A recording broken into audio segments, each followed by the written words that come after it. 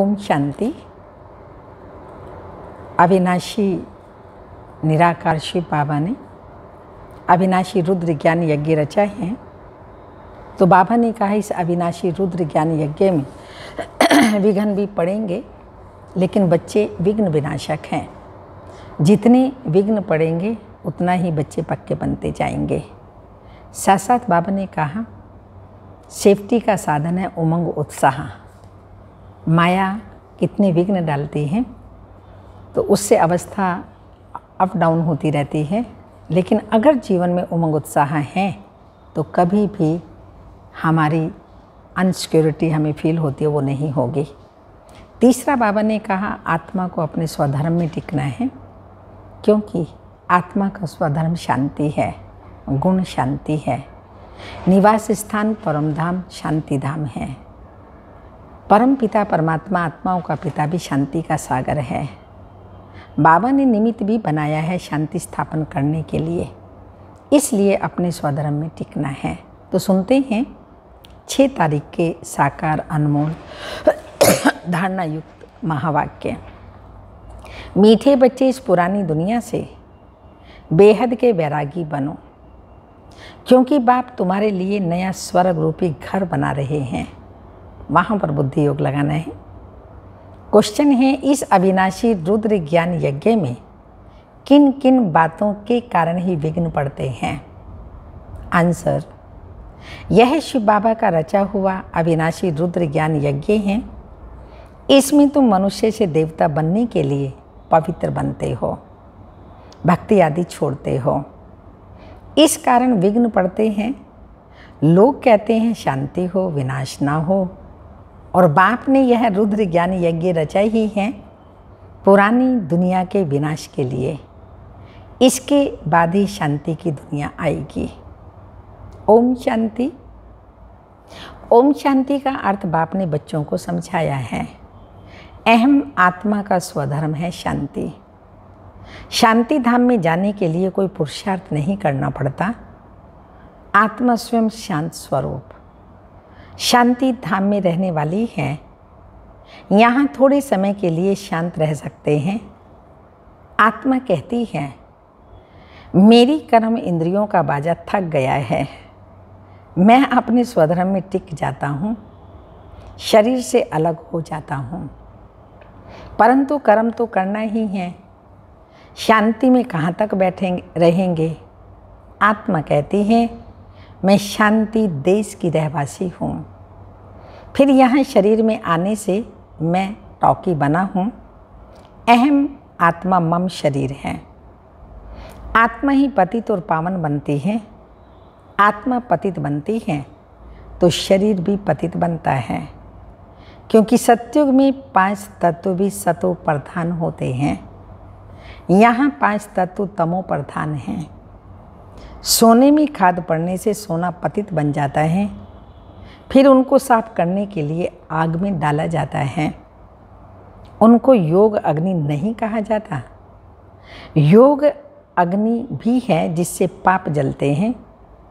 आत्मा को पतित से पावन बनाने वाला परमात्मा है। नाम ही एक है और एक का है। बुलाते हैं हे पतित पावन आओ। ड्रामा प्लान अनुसार सबको पतित तमो प्रधान बनना ही है। ये झाड़ है ना, इस झाड़ का बीज नीचे रहता है, इनका बीज ऊपर में है। बाप को जब बुलाते हैं तो बुद्धि ऊपर चली जाती है। जिससे तुम वर्षा ले रहे हो वह अब नीचे आया हुआ है। शिव बाबा परम धाम से नीचे आया हुआ है बच्चों को वर्षा देने। कहते हैं मुझे आना पड़ता है। मेरा जो ये मनुष्य सृष्टि का झाड़ है यह अनेक वैरायटी धर्मों का है। अब वह तमो प्रधान पतित जर्जरी भूत अवस्था को पाया हुआ है। बाप बैठ बच्चों को समझाते हैं। सतयुग में पहले पहले होते हैं देवी देवताएं, अब कलयुग में है असुर। बाकी असुर और देवताओं की लड़ाई लगी नहीं। तुम इन आसुरी 5 विकारों पर योग बल से जीत पाते हो बाकी कोई हिंसक लड़ाई की बात नहीं है।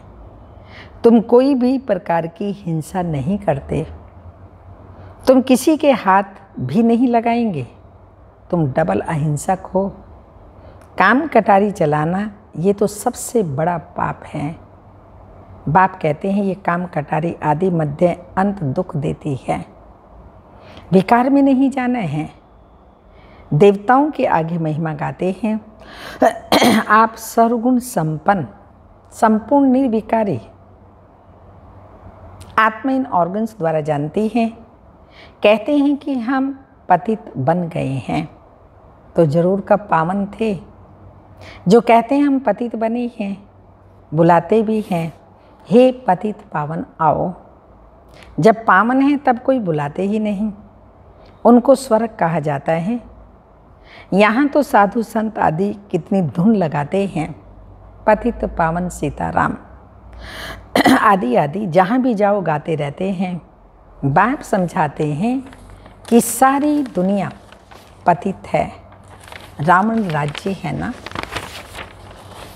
रावण को जलाते हैं ना, परंतु उनका कब से राज्य हुआ किसी को भी पता नहीं है। ढेर की ढेर भक्ति की सामग्री है, कोई क्या करते हैं, कोई क्या करते हैं। सन्यासी भी कितने योग सिखाते हैं। वास्तव में योग किसको कहा जाता है, यह भी किसी को पता नहीं है। यह भी किसका दोष नहीं है, ये ड्रामा बना बनाया है। जब तक मैं ना आऊँ इन्हों को अपना पार्ट बजाना है।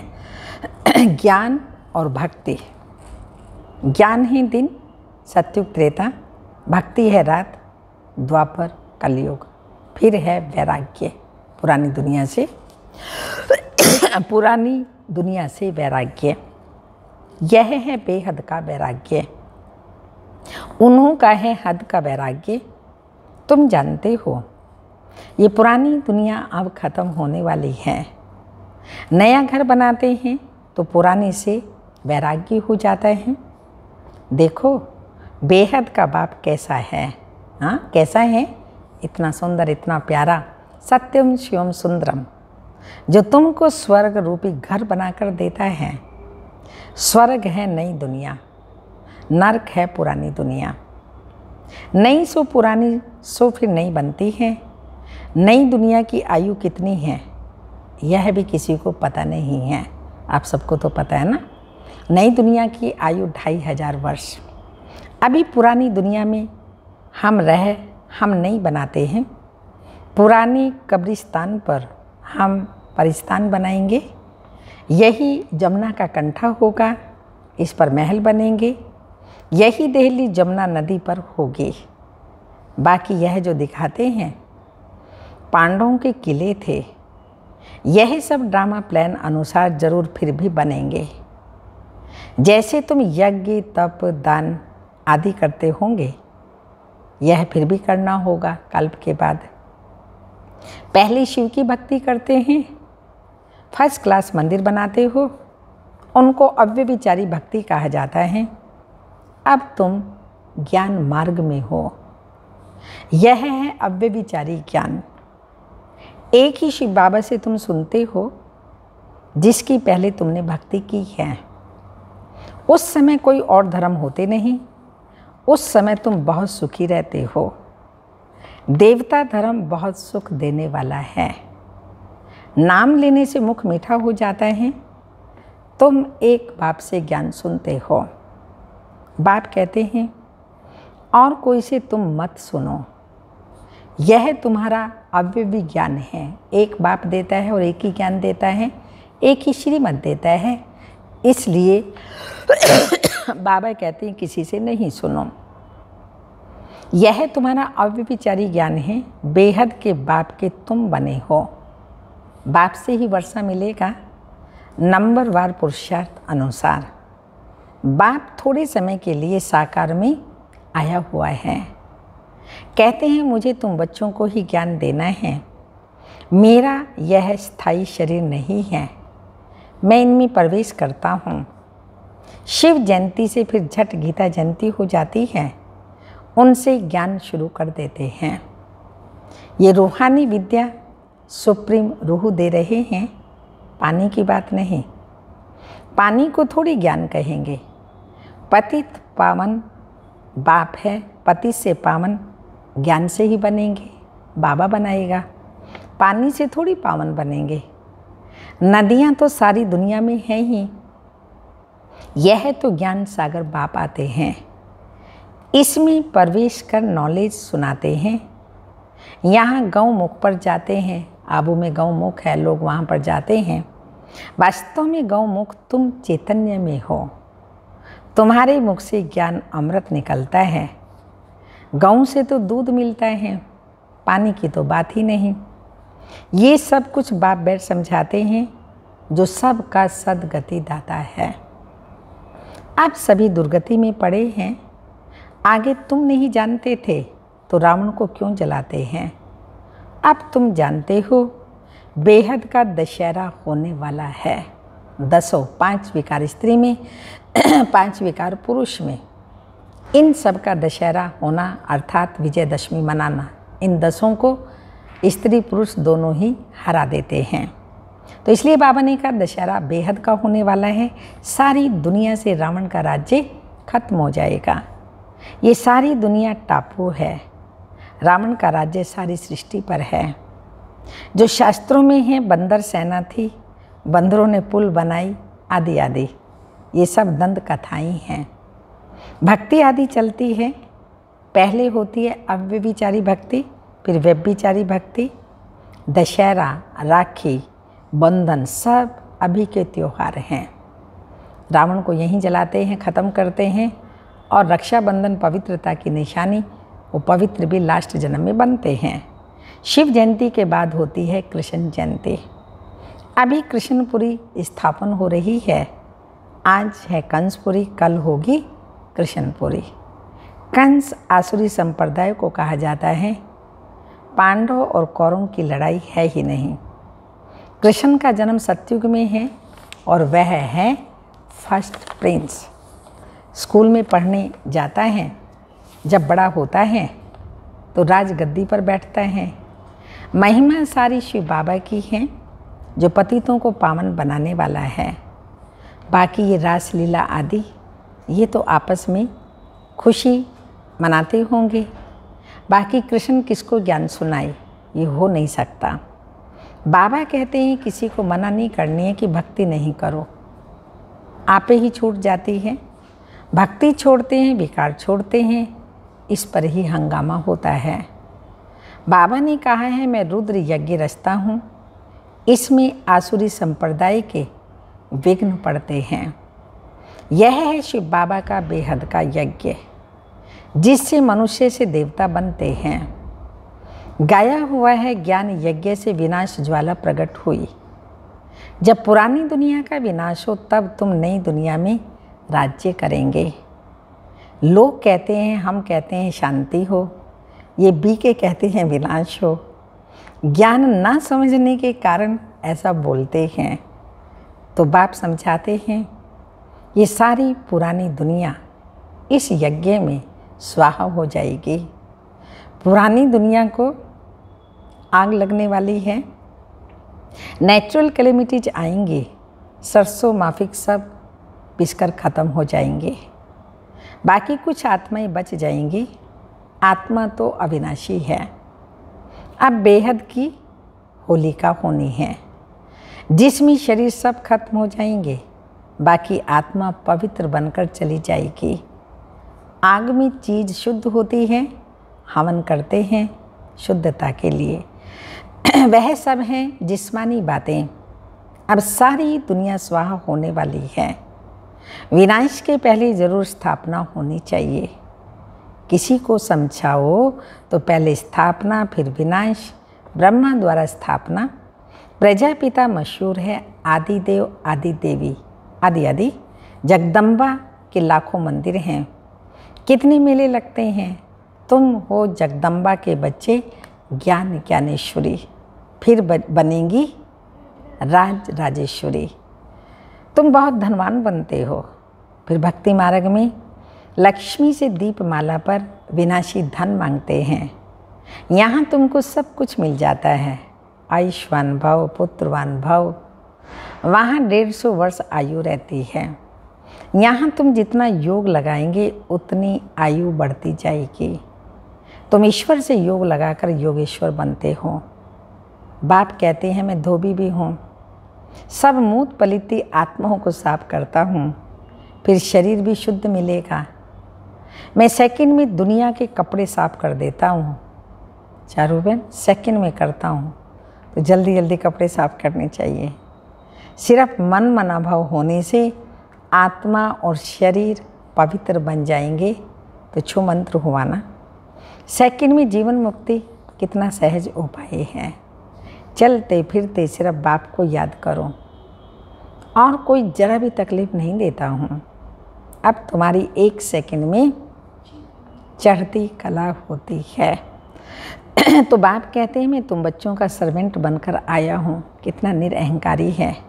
तुमने बुलाया, हे पतित पावन, आकर हमको पावन बनाओ, तो सर्वेंट हुआ ना। जब तुम बहुत पतित बनते हो तो जोर से चिल्लाते हो। अब मैं आया हूँ तुम्हारी पुकार सुनकर। मैं कल्प कल्प आकर बच्चों को मंत्र देता हूँ कि मुझे याद करो। मनमना भाव का अर्थ भी यह है। फिर विष्णुपुरी का मालिक बनेंगे। तुम आए हो विष्णुपुरी का राज्य लेने। रावणपुरी के बाद विष्णुपुरी, कंसपुरी के बाद कृष्णपुरी। कितना सहज समझाया जाता है। बाप कहते हैं इस पुरानी दुनिया से सिर्फ ममत मिटा दो। अब हमने 84 जन्म पूरे किए हैं। ये पुराना चोला छोड़ हम जाएंगे नई दुनिया में। याद से ही तुम्हारे पाप कट जाएंगे। इतनी हिम्मत करनी चाहिए, इतना बाबा को याद करना चाहिए। अच्छा, मीठे मीठे सिक्की लदे बच्चों प्रति माता पिता बाप दादा का याद प्यार। Good morning diamond morning. रूहानी बाप की रूहानी बच्चों को नमस्ते। हम रूहानी बच्चों की रूहानी माता पिता बाप दादा को याद प्यार। Good morning diamond morning. ओम नमस्ते। मातेश्वरी जी के अनमोल महावाक्य हैं, निरंतर ईश्वरीय याद की बैठक। अब जब परमात्मा की याद में बैठते हैं तो बैठने का मतलब क्या है? हमें सिर्फ परमात्मा की याद में बैठना नहीं, परंतु अपनी ईश्वरीय याद तो नित्य चलते फिरते हर समय करनी है। और याद भी उस वस्तु की रहती है जिसका परिचय हो। उसका नाम रूप क्या है? अगर हम कहें ईश्वर नाम रूप से न्यारा है तो फिर किस रूप से याद करें? अगर कहें ईश्वर सर्वव्यापी है तो उनकी व्यापकता तो सर्वत्र हो गई, तो फिर याद किसको करें? अगर याद शब्द है तो अवश्य याद का रूप भी होगा। याद का मतलब है एक याद करने वाला और दूसरा जिसको याद करते हैं, तो जरूर याद करने वाला उनसे भिन्न है। तो फिर सर्वव्यापी नहीं ठहराना। जो ईश्वर को सर्वव्यापी कहते हैं, याद करने वाला और याद जिसको करते हैं वो 2 हो गए ना। तो ईश्वर सर्वव्यापी नहीं ठहरा। अगर कोई कहे हम आत्माएं परमात्मा के अंश हैं, तो क्या परमात्मा भी टुकड़ा टुकड़ा होता है? फिर तो परमात्मा विनाशी ठहरा, उनकी याद भी विनाशी हुई। अब इस बात को लोग नहीं जानते। परमात्मा भी अविनाशी हैं। हम उस अविनाशी परम पिता परमात्मा की संतान हैं। आत्मा भी अविनाशी है, तो हम वंश ठहरे ना कि अंश। अब चाहिए नॉलेज, जो परमात्मा स्वयं आकर हम बच्चों को देते हैं। परमात्मा के हम बच्चों के प्रति महावाक्य हैं, बच्चे मैं जो हूँ जैसा हूँ उस रूप को याद करने से तुम मुझे अवश्य प्राप्त करेंगे। अगर मैं दुख सुख से न्यारा पिता सर्वव्यापी होता तो फिर खेल में सुख दुख नहीं होता। तो मैं सर्वव्यापी नहीं हूँ। मैं भी आत्मा सदस्य आत्मा हूँ, पर मैं हूँ परम आत्मा। लेकिन सर्व आत्माओं से मेरे गुण परम हैं, इसलिए मुझे परमात्मा अर्थात परम आत्मा कहते हैं। अच्छा, ओम शांति।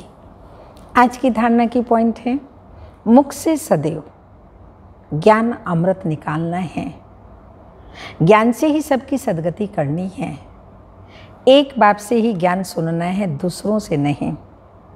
सेकंड पॉइंट, चढ़ती कला में जाने के लिए चलते फिरते बाप को याद करने का अभ्यास करना है। इस पुरानी दुनिया से, पुराने चोले से ममत मिटा देना है। वरदान है, एक ही रास्ता और एक से ही रिश्ता रखने वाले संपूर्ण फरिश्ता भाव। एक रास्ता, एक रिश्ता, बाबा से सर्व ये रिश्ते रखने वाले संपूर्ण फरिश्ता भाव। निराकार व साकार रूप से बुद्धि का संग व रिश्ता एक बाप से पक्का हो तो फरिश्ता बन जाएंगे। जिनके सर्व संबंध व सर्व रिश्ते एक बाप के साथ हैं, वही सदा फरिश्ते हैं। जैसे गवर्नमेंट रास्ते में बोर्ड लगा देती है, ये रास्ता ब्लॉक है, ऐसे सब रास्ते ब्लॉक कर दो तो बुद्धि का भटकना छूट जाएगा। बाप दादा का यही फरमान है, पहले सब रास्ते बंद करो, इससे सहज फरिश्ता बन जाएंगे। स्लोगन, सदा सेवा के उमंग उत्साह में रहना, यही माया से सेफ्टी का साधन है। सदा सेवा के उमंग उत्साह में रहना, यही माया से सेफ्टी का साधन है। आज की तपस्या की पॉइंट है, जैसे ब्रह्मा बाप के संस्कारों में बेहद का त्याग और बेहद की तपस्या देखी। बेहद का त्याग और तपस्या देखी। हर संकल्प में यही रहा कि बेहद का कल्याण कैसे हो। ऐसे बेहद के तपस्वी बनो। 2-4 घंटे के तपस्वी नहीं, लेकिन हर सेकंड तपस्या स्वरूप तपस्वी मूर्त। मूर्त और सूरत से त्याग, तपस्या और सेवा साकार रूप में प्रत्यक्ष करो। जब मूर्त और सूरत में त्याग होगा तो यही तपस्या और सेवा साकार रूप में प्रत्यक्षता होगी। किसकी? शिव बाबा की। ओम शांति।